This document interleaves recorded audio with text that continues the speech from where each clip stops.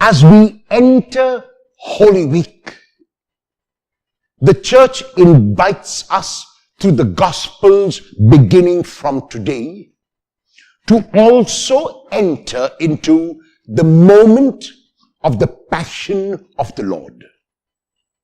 The Gospel text from today, from the Gospel of John chapter 12 verses 1 to 11, narrates the anointing of Jesus by Mary, who is the sister of Lazarus. The anointing of Jesus is narrated by all the four Gospels. Luke narrates it in chapter 7, verses 36 to 50, that is within the ministry of Jesus, when an unnamed woman who is identified by Simon as a sinner anoints the feet of Jesus. Mark and Matthew narrate the anointing of Jesus towards the end of their Gospels, and the head of Jesus is anointed in preparation, they say, for his burial.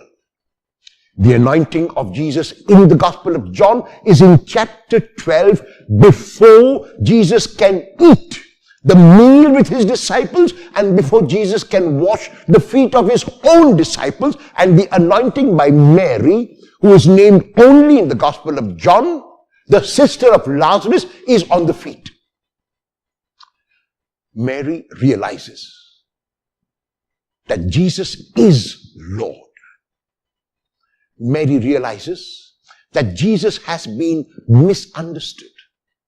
Mary realizes that there is something about Jesus that is holy and that is sacred. And so even when they are sitting at table with his legs behind him, Mary would have come from behind Jesus and begin to anoint his feet. And those who sat around were quite surprised. First, that Jesus allowed a woman to touch him. And second, that the ointment which Mary used was very expensive, as the aroma filled the entire room. Judas Iscariot, who later, we will be told, betrays him, is the one who objects because he thinks that the ointment is too expensive. And Jesus responds with a phrase which we need to understand in its context when he tells Judas not to disturb the woman, when he says, "The poor you will have with you always, but you will not always have me." The focus is not always have me. In other words, it is a prediction already here about his own going to the cross. Jesus knows that his time is limited. Mary is able possibly to intuit, because her brother Lazarus has been raised in chapter 11 and created a lot of controversy. So Mary is possibly aware that because of this controversy, people are plotting against Jesus, and that is the reason for her anointing the feet with the ointment. Jesus, however, is aware of this and asks his disciples to look beyond.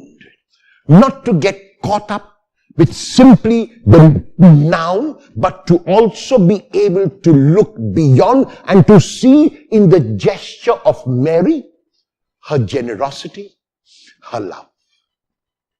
How do I show my love for the Lord? Will I do it by showing it tangibly to at least 3 persons today?